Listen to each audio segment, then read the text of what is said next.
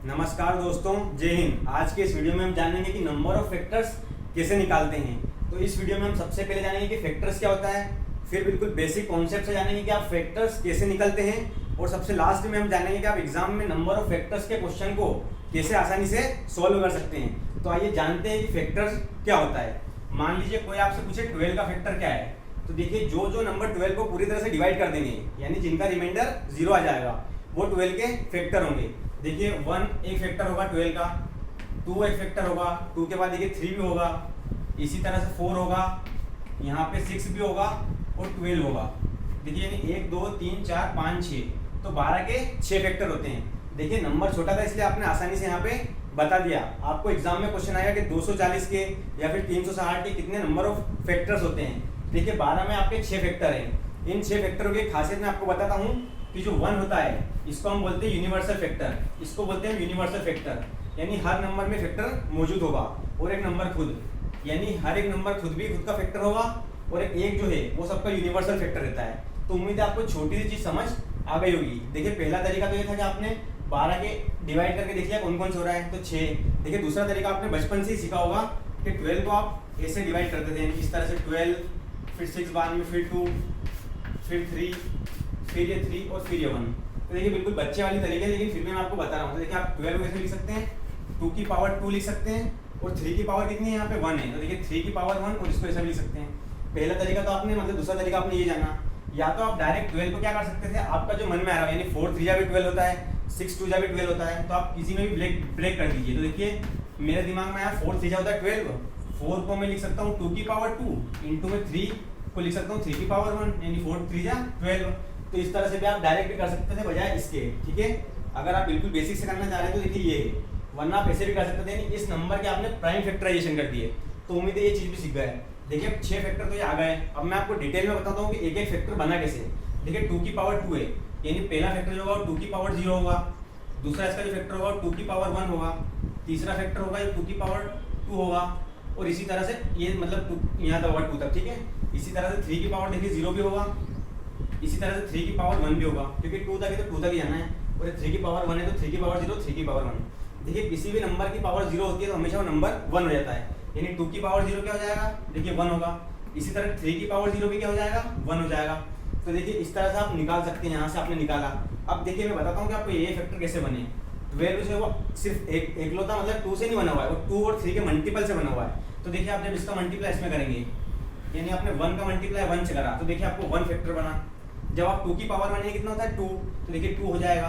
तो आप 2 का मल्टीप्लाई 1 से करेंगे तो कितना बनेगा, देखिए 2 बनेगा, यानी ये वाला 2 बन गया। इसी तरह से आप जब इस 1 का मल्टीप्लाई 3 में करेंगे तो 3 बन जाएगा 3, तो देखिए 3 बन गया। इस तरह से आपने 2 का 1 में कर दिया तो देखिए 2 बन गया। 2 का आप जब 3 में करेंगे तो देखिए 6 बन जाएगा। इसी तरह से 4 है, 2 का इसका कितना होगा 4 होगा, तो आप 4 का इस 1 में करेंगे तो देखिए 4 बन जाएगा, और इस 4 का आप इस 3 में करेंगे, 3 की पावर में 3, तो इस 4 का 3 में करेंगे तो देखिए 12 बन जाएगा। ये मैंने आपको बिल्कुल बेसिक से और बिल्कुल डिटेल में कॉन्सेप्ट बता दिया है, इससे डिटेल कुछ भी नहीं हो सकता। तो देखिए आपने एक एक तरीके से बता दिए कि आप कैसे नंबर ऑफ फैक्टर्स निकाल सकते हैं। तो उम्मीद है ये चीज़ आपको समझ आ गई होगी। देखिए एग्जाम में आपको ऐसे नहीं करना है, मैं आपको एक तरीका बताता हूँ एग्जाम में आपको कैसे करना है। मान लीजिए इसी नंबर का आपको नंबर ऑफ फैक्टर्स बताना है, तो देखिए अब 2 की पावर 1 है,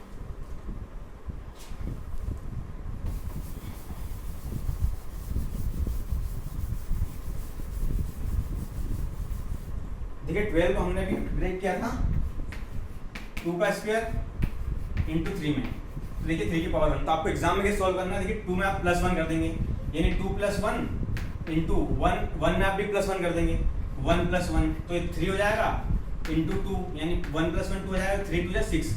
तो आपने आसानी से बता दिया कि 12 का जो नंबर ऑफ फैक्टर्स रहेंगे वो होंगे 6। देखिए हमने +1 क्यों किया ये मैंने अभी आपको बता दिया है।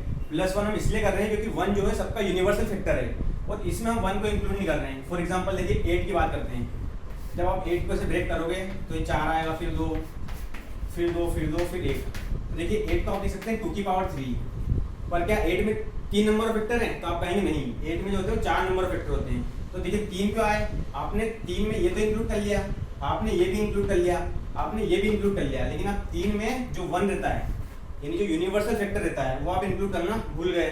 तो अगर आप इस 3 में +1 कर देंगे तो 4 आ जाएगा आंसर, यानी 8 में 4 नंबर फैक्टर होते हैं। इसी तरह से 12 में जो है वो 6 नंबर फैक्टर होते हैं। तो तो उम्मीद है आपको ये चीज़ भी क्लियर हो गई होगी। आइए अब अपने बड़े क्वेश्चन पे आते हैं कि उसको आप एग्जाम में कैसे सॉल्व करें। देखिए मान लीजिए कि 240, आपको बताना है कि 240 में कितने नंबर ऑफ फैक्टर्स होंगे।